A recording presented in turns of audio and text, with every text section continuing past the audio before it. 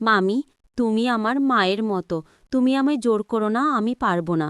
মামা বাড়িতে আসলে কিন্তু আমি সব বলে দিব। মাম বলল, তোর মামা তো দুর্বল, পারে না, তাই আজ তোকে দিয়ে। বাকি বিষয়টা গল্পতেই বলছি। সবেমাত্র পড়াশোনা শেষ করে বাসায় বসে আছি এই অপেক্ষায় যে কোনো এক রাজকুমার আমাকে নিয়ে তার রাজ্যে চলে যাবে। অবশ্যই এসব যে শুধু গল্পতেই মানায় তা আমার বিয়ের দ্বারাই প্রমাণিত হল। কারণ আমার বাবা মা বিয়ের জন্য আমাকে এক বুড়োকে খুঁজে এনে দিল। আমারও পোড়া কপাল, ভেবেছিলাম রাজপুত্রের কথা, আর এখন তো দেখি বুইড়া বাবা। যাই হোক বন্ধুরা, সময় মতো আমার স্বামী আমাকে দেখতে এলো, তার কিছু বন্ধু এবং তার বোনের ছেলেকে নিয়ে। বন্ধুরা, যদি সম্ভব হতো তাহলে তার বোনের ছেলের সাথেই আমি বিয়ে করে ফেলতাম, কারণ তাকে আমার পছন্দ হয়েছিল। তবে তা সম্ভব নয়, কারণ সে তো আমার বয়সে ছোট। কেন এই কথা বললাম তা জানতে হলে তোমাদের পুরো গল্পটি মনোযোগ দিয়ে শুনতে হবে। আমার স্বামীর নাম রিদওয়ান। তার বিরাট এক ব্যবসা আছে। কম করে হলেও ২০ থেকে ৩০ লক্ষ মানুষ তার আন্ডারে কাজ করে। কোনো রকম টাকা পয়সার অভাব নেই তার। আর হয়তো এটাই মূল কারণ তার সাথে আমার বিয়ের। অবশ্য এতটাও বুড়ো নয়, তবে সে একটু দুর্বল প্রকৃতির মানুষ। সময় পার হলে যা হয় আর কি। যাই হোক বন্ধুরা, দুমদাম করে বিয়েটা হয়ে গেল। বিয়ের পর বাংলাদেশের এমন কোনো জায়গা ছিল না যে আমরা ঘুরিনি। টাকার অভাব না থাকায় এসব নিয়ে কখনো সমস্যায় পড়তে হয়নি। যাই হোক, ঘোরাঘুরি শেষ করে অবশেষে আমরা বাসায় ফিরলাম। নতুন বাসা আমায় উদ্দেশ্য করে কেনা হয়েছে, তাও আবার শহরের ভিতরে। এখান থেকে সবকিছুই কাছে, যে কোনো সময় ইচ্ছা করলে যে কোনো জায়গায় যাওয়া যায়। আমার স্বামীরা মাত্র ২ ভাই বোন। সে এবং তার একটা বোন আছে।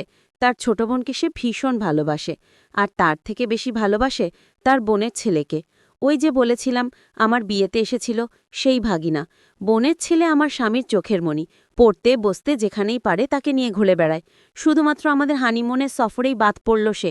তবুও যদি তার সাধ্য থাকত তাকেও নিয়ে যেত। ভাগিনা এবার এসএসসি পরীক্ষা দিয়ে পাশ করেছে, ভালো কলেজে পড়বে। তাই তাই মামা অর্থাৎ আমার স্বামী তাকে ফোন দিয়ে বলল সে যেন সবকিছু গুছিয়ে আমাদের বাসায় চলে আসে। আমাদের বাসায় আমি এবং আমার স্বামী ছাড়া আর কেউ থাকে না। কাছের মানুষদের কথা বাদ দিলাম, প্রায় ৭ থেকে ৮ জন কাজ করত আমাদের বাসায়। তার ভেতর ৫ জন ছিল মেয়ে। ইতিমধ্যে আমার নন্দের ছেলে আমাদের বাসায় চলে আসলো। এসে মামি মামি বলে আমাকে ডাক দিয়ে বলল, হ্যাঁ বন্ধুরা, এটাই সেই ভাগ্নে, আমার স্বামীর চোখের মণি। আমি বললাম, আসো আসো, তোমার জন্যই তো অপেক্ষা করছিলাম। আমি তার সবকিছু তার রুমে নিয়ে রাখতে বললাম। আমি বললাম, চলো সাজিদ, রুমে আসো, ফ্রেশ হয়ে নাও, তারপর আমরা গল্প করব। সে বলল, ঠিক আছে মাম, চলো। এই বলে আমি তাকে আমার রুমে নিয়ে গেলাম। বললাম, যাও তুমি ফ্রেশ হয়ে নাও। সে গোসল করে বের হলো। আমি তাকে নিজের হাতে ভাত খাইয়ে দিলাম। বললাম, এবার তো তাহলে তোমাকে যেতে দেব না। সাজিদ বলল, আমিও তো এবার যাওয়ার জন্য আসিনি, আমি অনেক দিন থেকে তারপর যাব। এবার পড়াশোনা তো শেষ করতে হবে এখান থেকে। এর ভেতরেই সে তার মামার খোঁজ করতে লাগলো। সাজিদ মামাকে অনেক বেশি ভালোবাসে আর আমাকে অনেক সম্মান করে।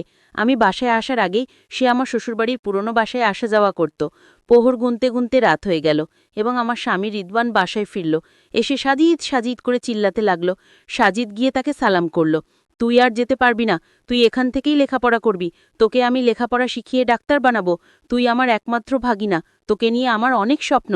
তোর যা লাগে আমাকে বলবি, আমি তোকে দিব। আর বাহিরে বেশি আড্ডা দেয়া চলবে না। ভাগিনা তখন বলল, হ্যাঁ মামা, আমি তোমার কথা রাখব।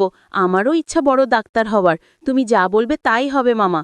ওদের ভালোবাসা দেখে আমার মাঝে মাঝে হিংসে হয়। ইস, আমার স্বামী যদি আমাকে এতটা ভালোবাসত। তারপর আমার স্বামী বলল, চলো সবাই একসাথে ভাত খাবো আজ। আজ তো বিশাল রান্না হয়েছে, তাই সবাই মজা করে খেয়ে নিলাম। পরের দিন আমি তাকে কলেজে ভর্তি করানোর জন্য নিয়ে গেলাম। তার মামা তো কোনো সময় পায় না, তাই তার সব দায়িত্ব আমাকেই নিতে হলো। এর ভেতরে বেশ কিছুদিন পার হয়ে গেছে। সাজিদ নিয়মিত কলেজ যেতে লাগলো। একদিন সাজিব যখন কলেজে ছিল, আমি তার রুমে গেলাম তার রুমটা একটু গুছিয়ে দেওয়ার জন্য। আমি রুমে গিয়ে দেখি কি একটা অবস্থা। আমি বাসার কাজের মেয়ে মর্জিনাকে ডাক দিলাম। সে আমাদের বাসায় কাজের মেয়ে। বললাম, মর্জিনা, আমাকে একটু সাহায্য করো তো। সে বলল, কাকিমা বলেন, কি করতে হবে? আমি বললাম, তুমি বিছানাটা পাল্টে দাও। সে প্রথমে একটু না করছিল, পরে আমি জোর গলায় বললাম, কি হলো? বলছি বিছানাটা পাল্টে দাও। আর তোষকে তুলতে যা ঘটল তা দেখার জন্য আমি কখনোই প্রস্তুত ছিলাম না। বিছানায় দেখলাম এক বান্ডিল ফুটকা, যার মূল্য বাজারে ৫০ টাকা। ভাগ্নের বিছানায় ফুটকা কেন?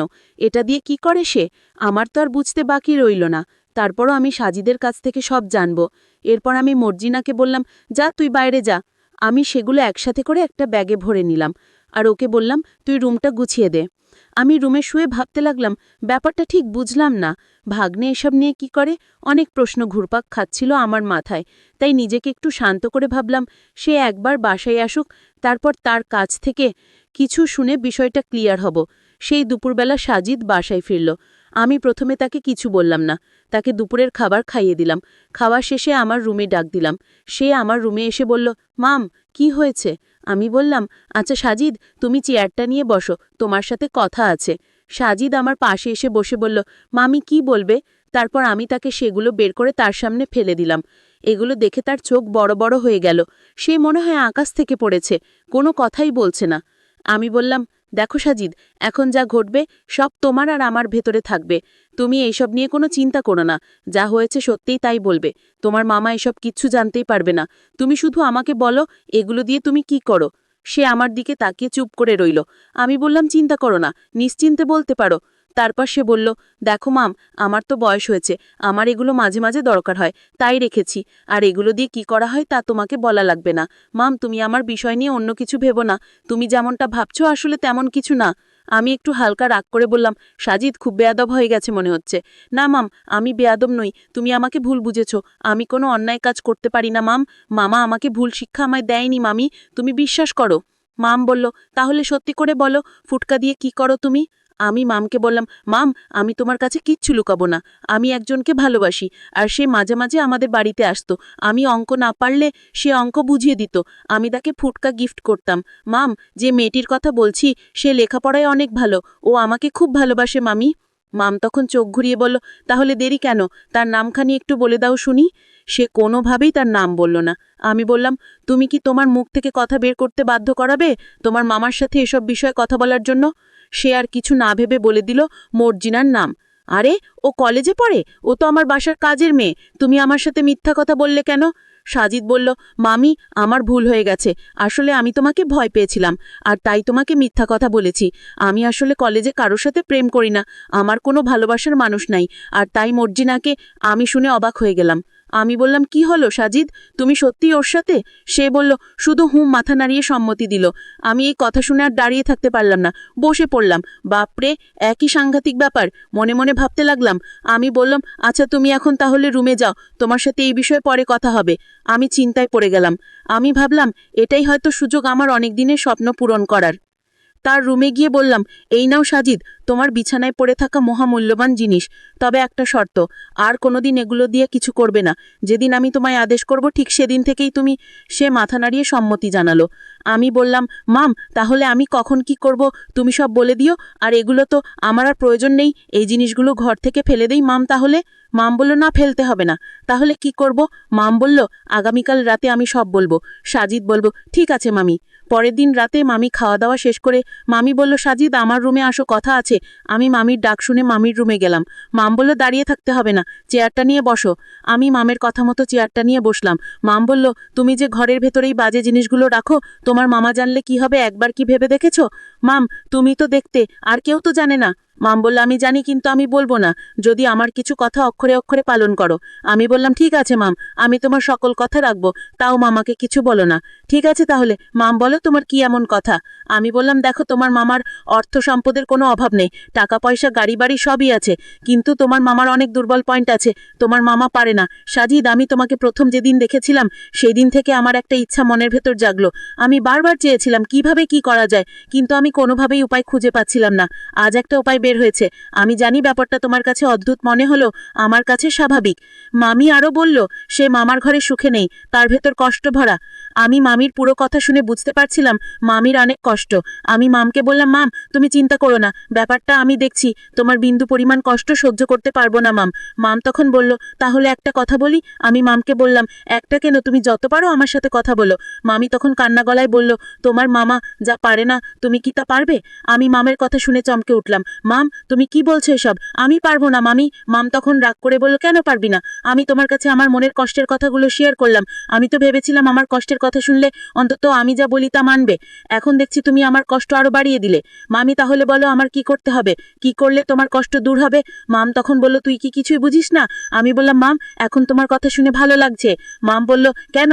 আমি এখন আবার কি বললাম? আমি বললাম, মাম তুমি আমাকে তুই করে ডাক দিয়েছো, তাই আমার কাছে ভালো লেগেছে। মাম বলল, তাহলে আজ থেকে আমি তুইকে তুই করে বলবো। মাম তোমার রাগ করলে অনেক সুন্দর দেখায়। মাম তখন একটা মুচকি হাসি দিল।